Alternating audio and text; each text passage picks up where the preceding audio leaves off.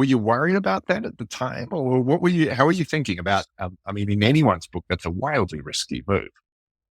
Yeah, I was, I tended to love doing things that were totally off script in terms of kind of those sort of choices. And I remember I was staying in his mom's house for like 3 or 4 months in a spare bedroom they had. And I had just gotten notified that I got into graduate school at Berkeley, I believe it was, in energy studies. They offered me money to go there. And I thought, okay, maybe I should go do that. And then I realized I'd put my entire life savings, which was about $10,000, into this business. And I thought, let me play this out further. Let me go for it.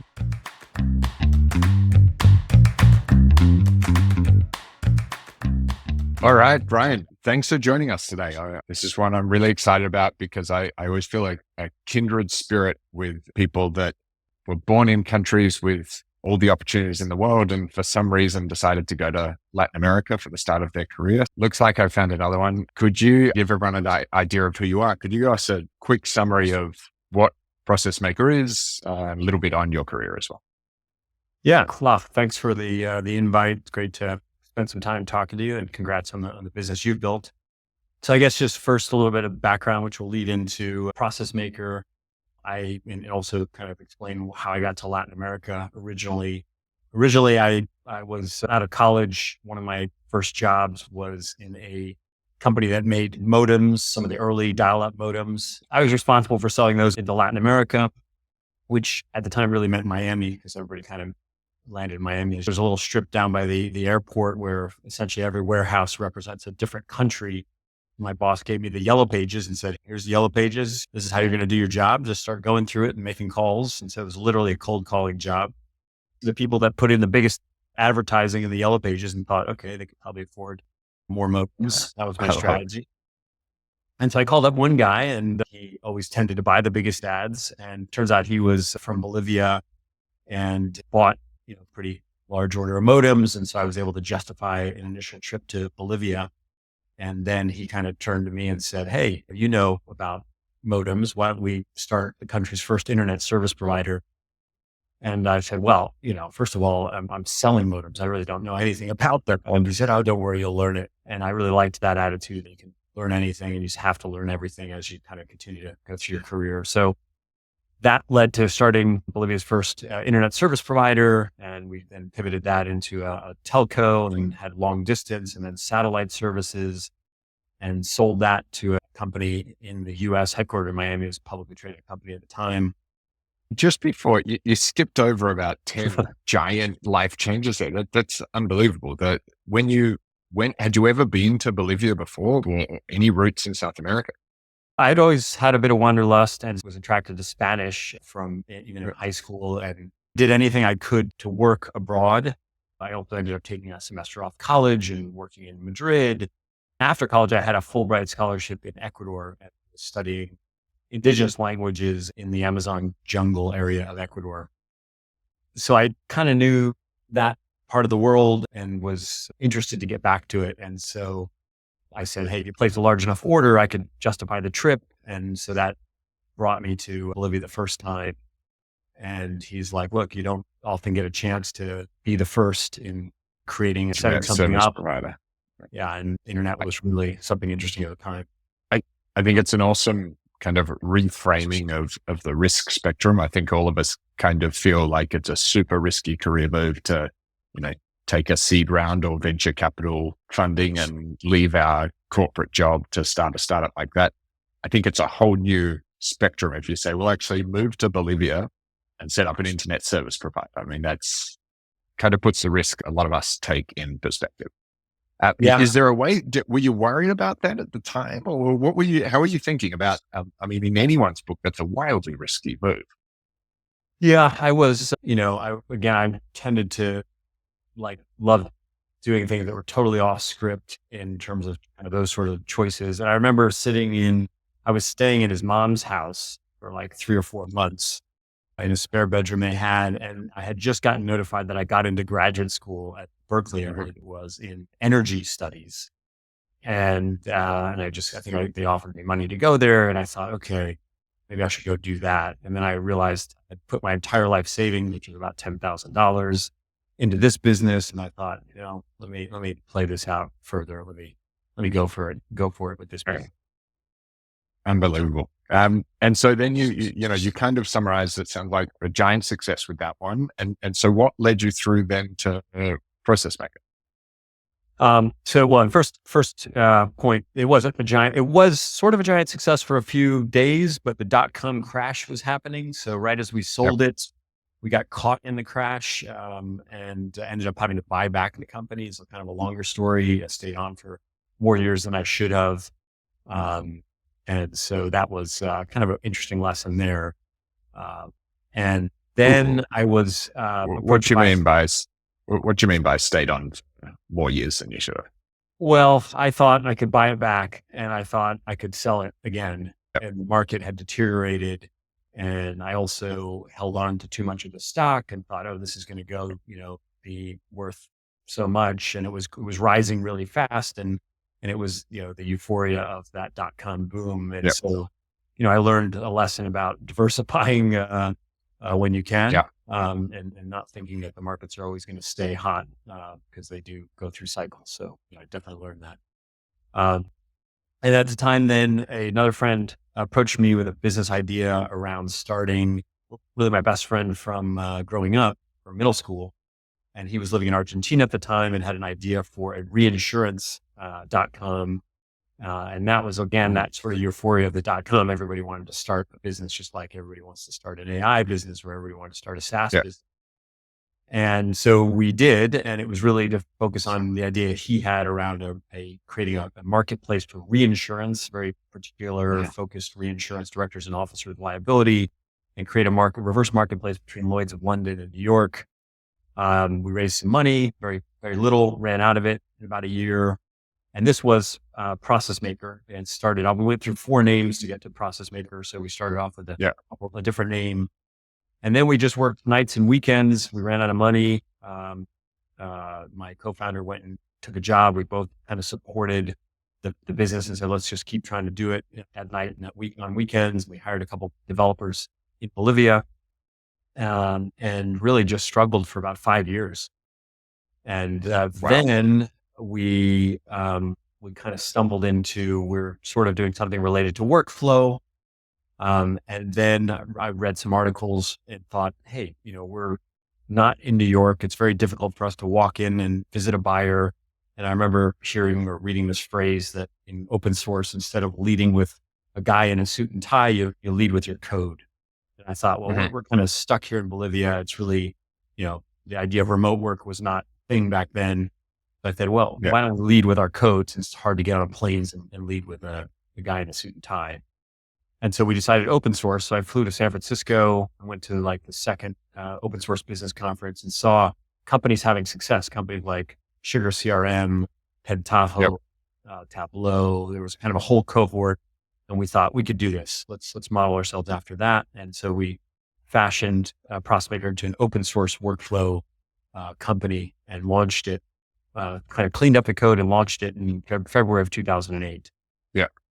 And so this area of open source has always kind of fascinated me. And I imagine a lot of people that listen to the podcast as well have engineering backgrounds. And so kind of understand it, although maybe not how to take something open source and change it into a business. But I think before that, am I right in understanding that effectively what you're using there is, by making it open source, if you can make the product good enough, it becomes a marketing channel for you because other people start playing around with your product yourself. Is that the right way of thinking about the benefit of open source?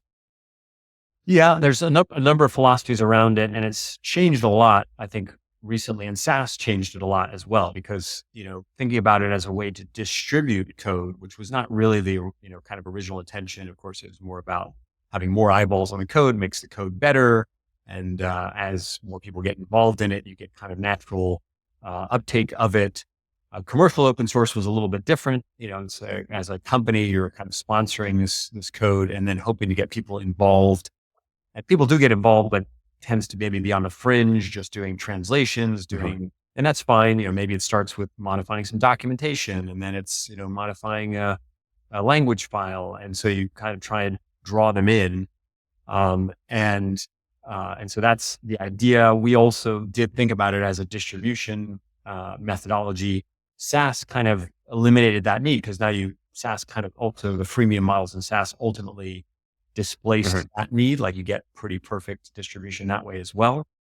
And you get a lot more control. You can see what's going on with your code and your product. Yeah. But at that time, yeah, it was definitely a way.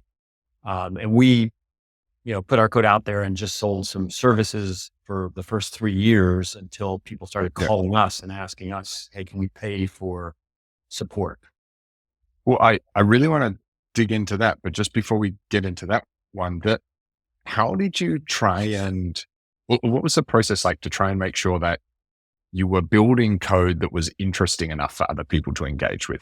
I would imagine most people that try an open source project, it's the same story as any business, where they put it online and nobody cares and nothing happens. So how did you create that first traction of people that started contributing to the code base? Yeah, we sort of looked at it as, okay, who can we associate with that already has people, eyeballs, and traffic?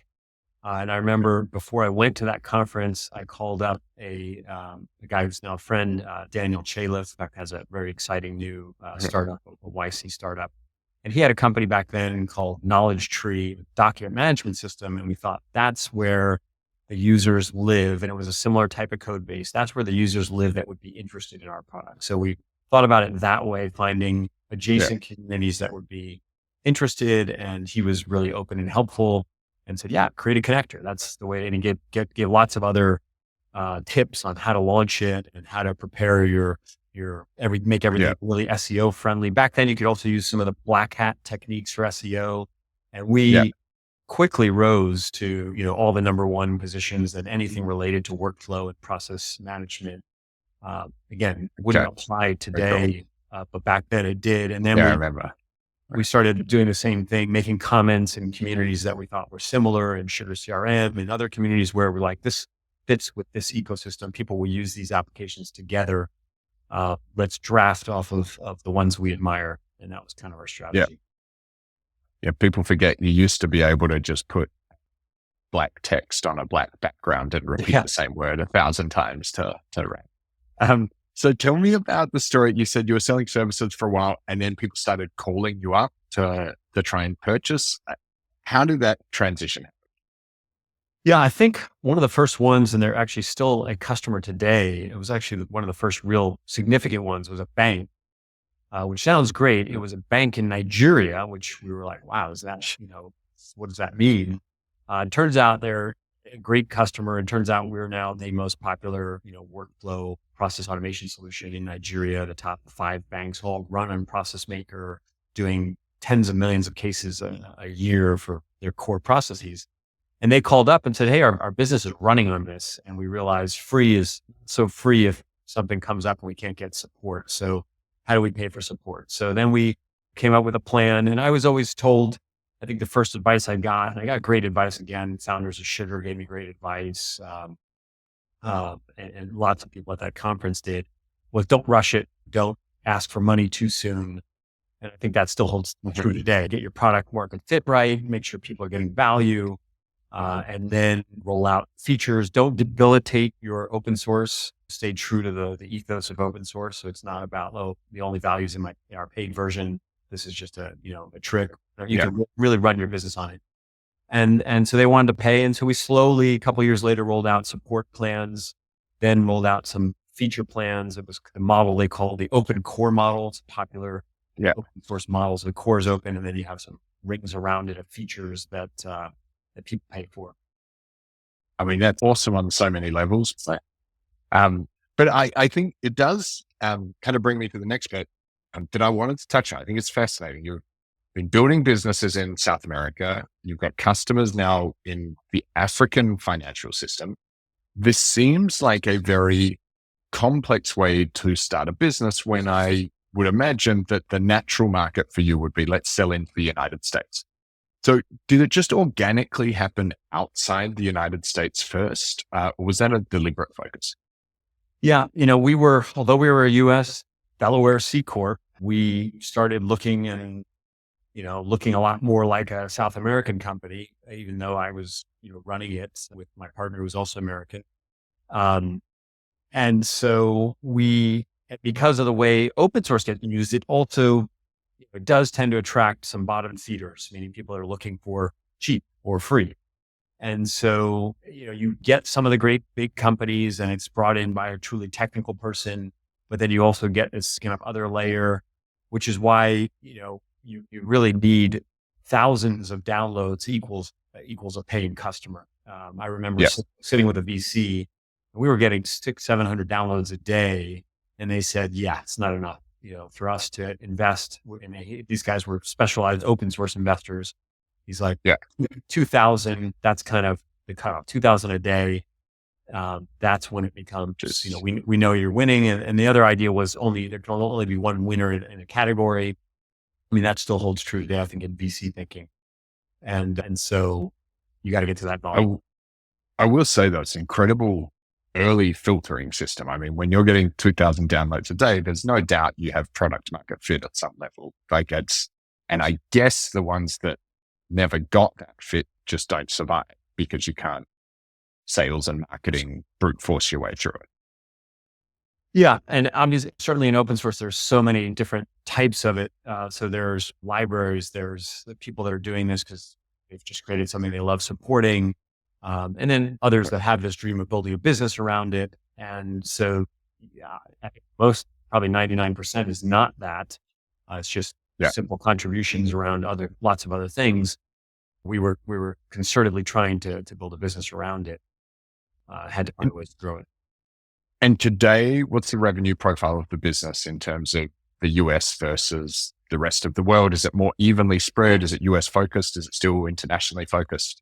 We're probably 60% US, 65% US. Okay. We've really built out our US team over the years, and that became more of the focus. There's a lot of advantages to doing business in the US. People are at US and Europe, as opposed to parts of the developing world, which can be great too. There's some amazing companies, but it's also a lot more informal by that payments and contracts, and people just take the sort of rule of the contract potentially a lot less seriously from my experience, in places like Latin America, where I've spent a lot of time, and as you know well, so you really have to.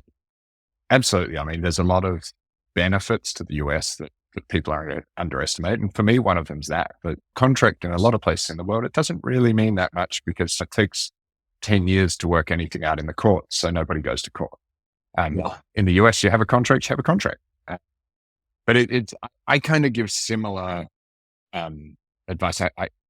I try not to give advice to people starting companies because every company is different. But the one constant I do give is build your team from wherever you can, often outside the US, but sell into the US is, I think, a really powerful combination. It's just a much easier way to do business than in a lot of places on earth.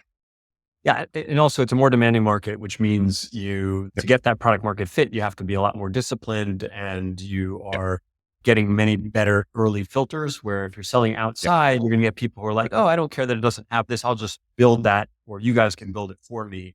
In the US, they would say, no, I need a product that does that, and show me 3 clients that are using that. And it's just a better filter. So you get further faster because of that, those filters. Yeah. So we end up getting there, but we're getting there through a much more circuitous route and much more slowly in that kind of organic fashion.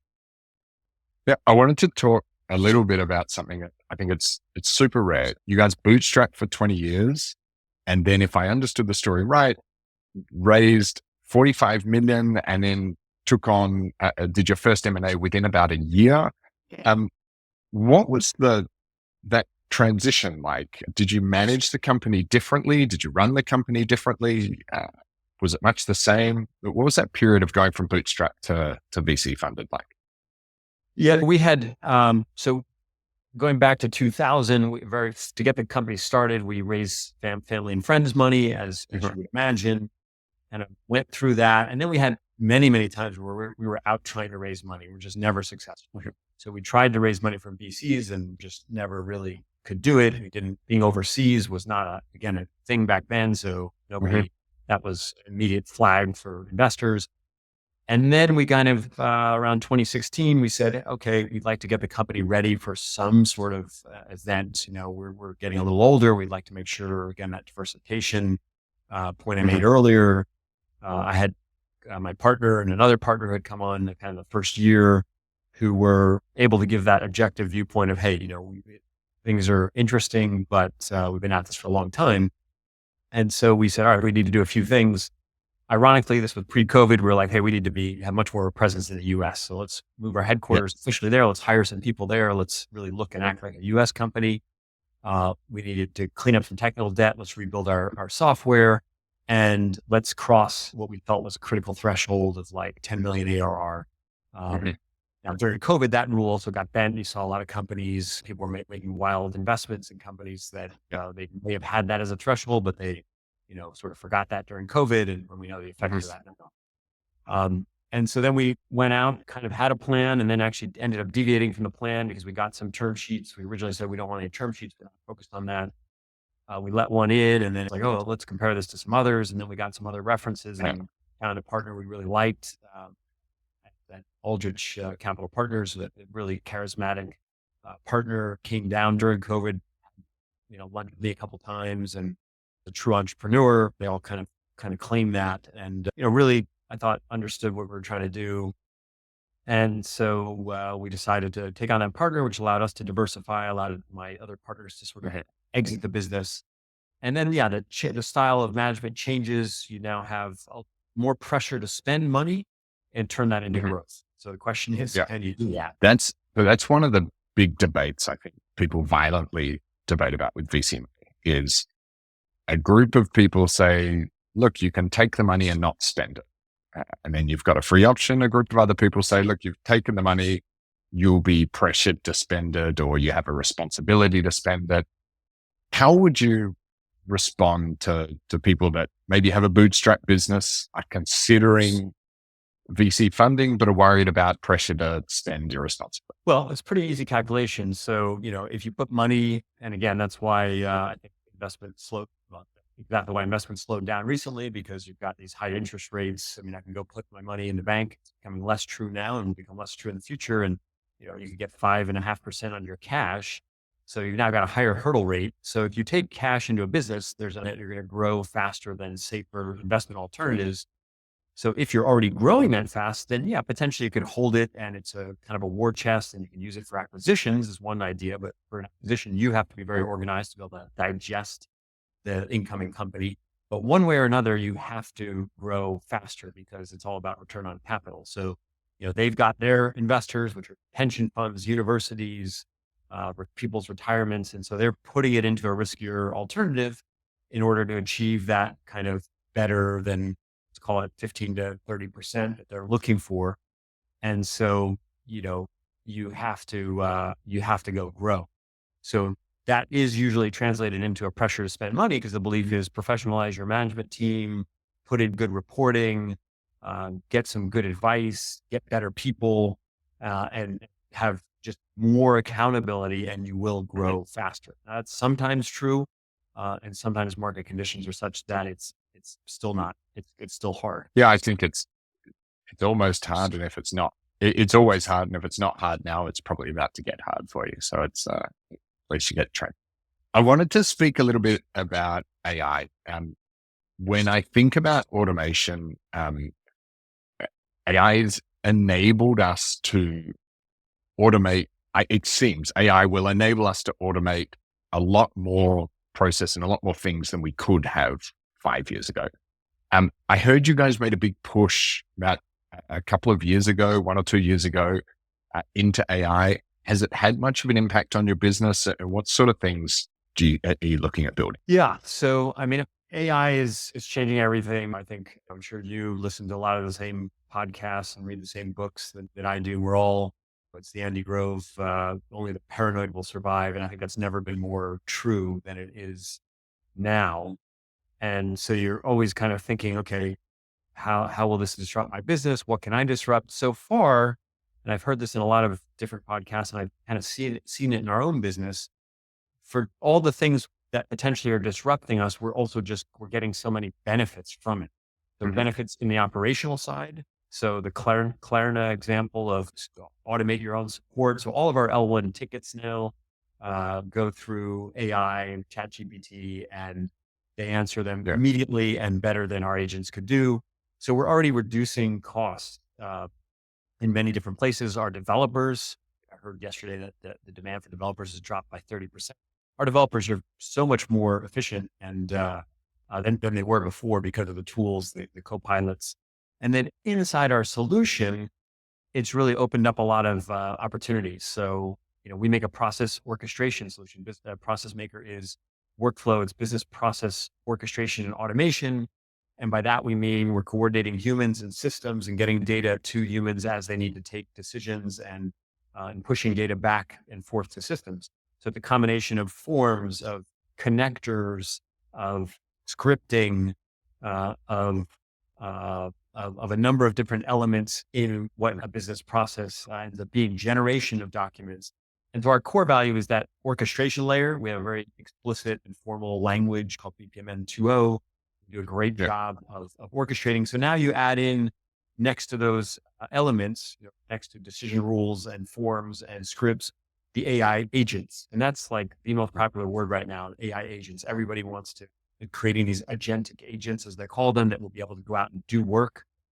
And so we have a unique, I think, and I feel like we're a little more protected than others because yes, we can provide those agents, but if somebody wants to use agents from another solution provider, it was just like forms. You could use our forms, or you could use somebody else's forms. We're still going to orchestrate those. And so for the complex business orchestration, AI is still really needs an orchestration engine. So we have just already developed hundreds of examples of where we use agents inside a process, and it just makes the processing incredibly efficient. Takes load off of so many things that we were doing previously with connectors or scripts, or so now it's just so much better and easier. So far, knock on wood, it has. I think it's given us as much advantage as it potentially threatens us. No, I mean, I would imagine a business like yours is pretty positioned because we've all experienced the same thing with AI where you can kind of do 80% magic, but there's always a gap between what you actually have to do. And if you're automating a very large, high scale process, you can't have a gap. Like you need to make everything work together perfectly. But do you think we will see less humans involved? The argument I hear a lot is there are a lot of people in, say, an African bank that are doing a process that you can't automate with software, but maybe now you can automate with AI. Do you think that's coming and that will happen over the coming years, or is your read different? No doubt it'll happen. And no doubt that the first thing to sort of, and again, these examples, support desk, I think call centers are going to be the first to really get decimated by AI. We've seen it in marketing, blogging, image generation. All these things are so easy to do. Everybody talks about the first single person unicorn. When will we see that? You just don't need as many people. But with that said, and yeah, I think a lot of that can happen. I think culturally, it's not going to happen nearly as fast in so many different parts of the world. It'll happen in certain industries, and there'll be all they're already coming out. And if we just take the banks, for example, we have so much data on what a good credit outcome looks like. We can map that back already, and we can, at each decision point where it's like, should I approve this? Yes or no? We can already tell you, look, with 99.9% certainty, if you approve this, this will have a good outcome. It will not be a delinquent credit. And so today we're starting to surface that as a recommendation. You can take our recommendation or not.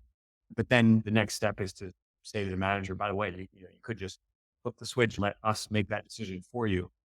And that happens at any kind of decision point. It's like a purchase request, a leave request, expense report. Just upload your policies and procedures, and then we'll take care of the rest behind the scenes.